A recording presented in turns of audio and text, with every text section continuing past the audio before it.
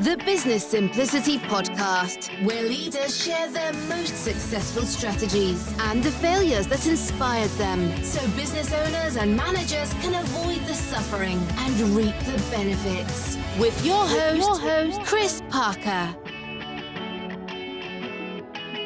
Hello, this is Chris Parker, and welcome back to the Business Simplicity Podcast. And this is what we're calling the Sustainability Week. I have Jessica Van Beek again. Jessica, welcome back to the podcast. Thank you. We're going to talk a bit about the sustainability sprint and what we've been doing recently with a really marvelous organization. But before we jump into that, Jessica, can you share with us what is it that you do personally? Well, I started my career as an IT recruitment consultant, still doing that. But I got lots of interest. So all of a sudden I jumped into beekeeping. And we have two companies now around beekeeping and create more biodiversity and help other beekeepers from other countries to grow and to export their honey to other countries. So that's totally different. But when I started working with companies and bees and educate them about it, all of a sudden I came like a contact point for them around the topic of sustainability, because it was like a first step for them to put the bees on the roof. And then they're like, okay, we need to do more. So that's how we started to create the sustainability scan, saying, well, we should try and see how we can help those companies to create more awareness around sustainability. So let me loop back into that. Why would a company put bees on their roof? It's a good question, though. No, I think it's like an easy first step for them, and I think in general people like animals. So I think that combination and having it on their own building or around their own building, I think that's a combination that they really like. And if you're not educated around sustainability, it's like, okay, we know it's not going well with the bees, let's help them, and then we'll see what happens. Yeah, and try not to be too timid here, but I think you're the largest bee group in the Netherlands now. Is that a true statement? I think it's second largest, but it's also the other one also pollinates at farmers, and that's something that we do not do. So they have more beehives than we have, but it's actually a different model of how we create our businesses. Yeah, I love the story. I know you and the people you're working with started this because you cared about it, and then it expanded into putting bees on roofs of companies because you knew a lot of companies, through your consulting work, and now you're expanding into Belgium, and then you're buying forest property to put more bees out there. And then I've got 2 jars of honey, and you can order the honey, and I occasionally order the honey off the website. It's just a lovely story. Now, the way that we created a while ago the sustainability scan and the sustainability sprint was, the origin was, we were doing work together around the simplicity scan, and you used the simplicity scan for your Cuba consulting work and also your bee business. Can you explain a little bit of that journey and how it sparked to say, hey, we could put some sustainability pixie dust on this and create a lot more value in a different direction? So, and because I think you and your team were really an inspiration of hey, what's possible here?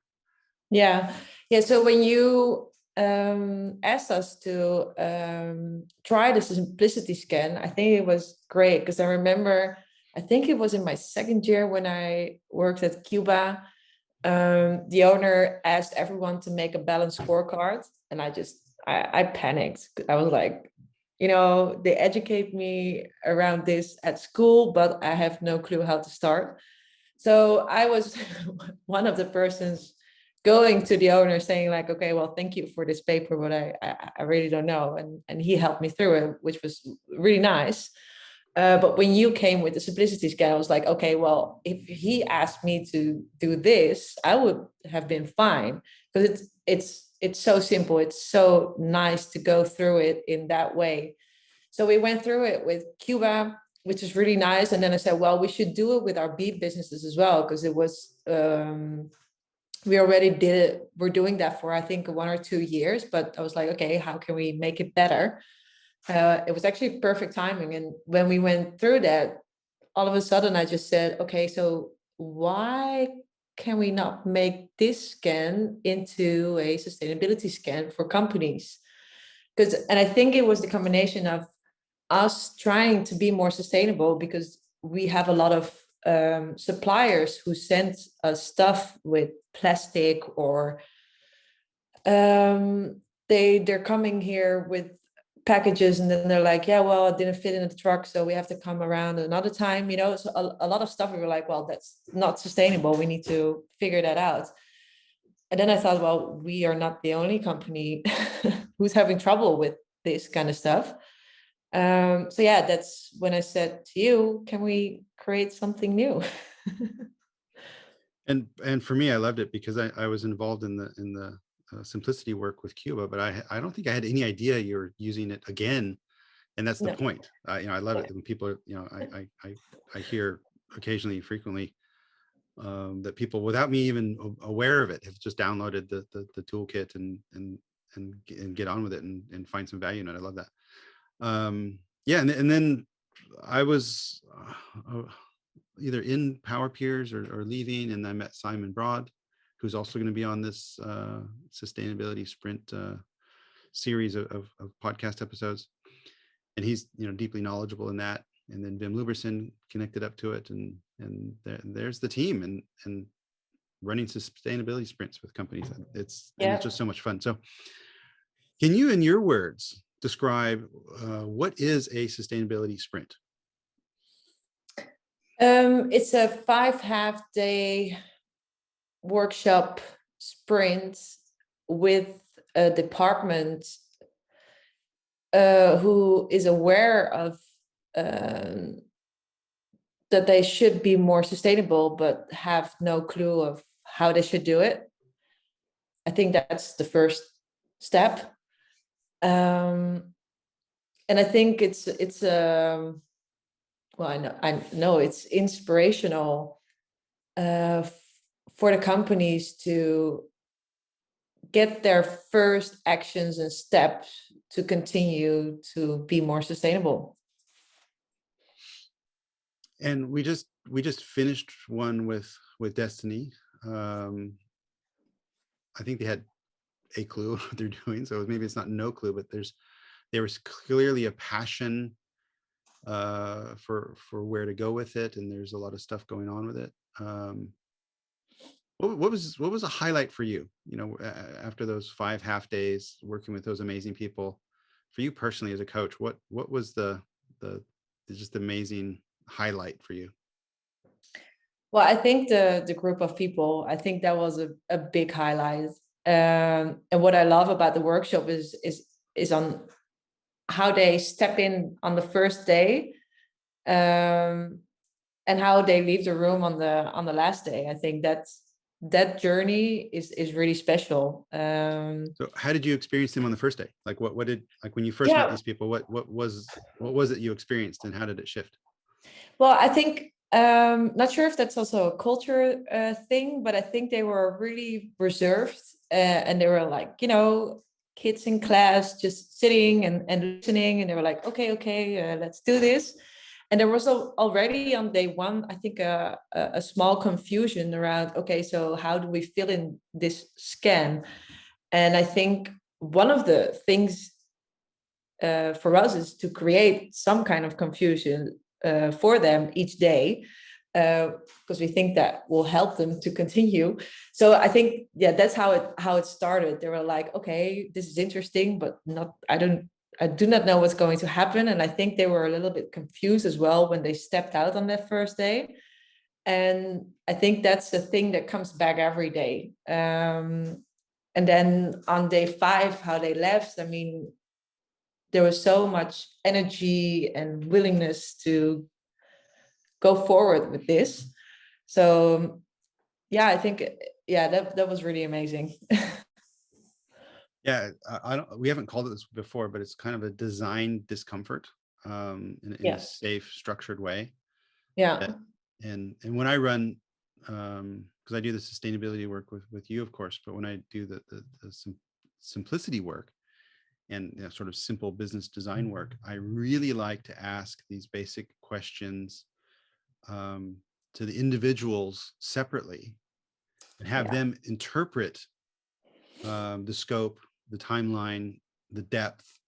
Because if I come in with all of them together and try to do a consensus answer, it really gets vanilla, generic, and gooey fast. And so if you give people the chance to say, well, answer, and we force them to write things down as well. So the actual act of writing and then describing what they wrote and then making a decision to take to, basically after the discussion or the debate, what do they take forward? It's all structured to unlock awareness and create alignment and clarity amongst people. Yeah. During this last session, was there any point that you were a bit nervous about what was going on, or would we get there, or? No, with this group, no. I know I called Wim because he always dials in from South Africa, and I called in and I said, well, I think they're going to be fine, because in the last day they will get an hour to make the scan again, but then as a group, and make like a definite version of that scan, and they will present that to the board. And an hour is not a lot of time, so there's a lot of pressure, and sometimes with some groups you're like, I don't know, but with this group I was like, no, they will rock this one, and I think they did. Yeah. Well, when you describe that, it seems a bit remarkable. So listen to that. So we have, say, 10 people. Yeah. An hour before they present to an executive team, a blank template with 15 business areas on there. And we say, you have 1 hour to fill out this basically business strategy on a paper from scratch. And you're going to present it to executives immediately after that. And the fact that they had done all that preparatory work over the previous 5 sessions, there was not even a hesitance. They're like, let's get on with it. A few times we had to nudge them and say, hey, you did this work yesterday. Don't rethink it. But they nailed it. They actually went through a 1 practice run, and then they hit it out of the ballpark. So it was and I think there was also a good thing to see that on day 4 we divided the group into 3 groups, and with those groups they made the scan together, and they presented that to the whole team. And the funny thing was that they were pretty aligned already. So I think because of that hour was just a piece of cake for them. Yeah. No, it's nice. So Jessica, sustainability sprint, it is an investment, so there's a couple consultants involved, but even more than that, the time of 10 people. So basically it's 2.5 days with some homework. You need to be committed to this in order to embark on this. Who is the perfect type of organization or group of people in your mind that this is just an obvious valuable thing to do? Well, I think every company can do this. But I think the most important thing is that there are persons involved who are aware of the fact that they should be more sustainable, or they want to be more sustainable. And I think that's what we saw in the last sprints that we did. A person saying, I think this is important, and I'm gonna gather some people around me who think it's important as well, and we're just gonna rock this. So what happened until now is actually departments, managers of departments, asking us to help them create this. And I think every department can do this within a company. So it doesn't matter which company it is, as long as you are willing to do something about this. Yeah, I think there has to be an awareness and a desire, because if people just aren't interested in sustainability, then forget it, because this is not a convincing people to care tool and process. So there has to be some momentum already. I think if an organization is just starting, then this could be good for their management team to go through, to help craft that. And in other cases, also like Destiny, where there is a group and a shareholder, sustainability strategy, and there's already stuff going on, then how do you activate this in a function? Because if you have a basic framework and there's already some chunky, bigger actions happening, and that's moving, but then, okay, well, for our group, what does it mean? How do we take that and bring it alive, and take all the individual actions that are already going on and string that into a clear story? So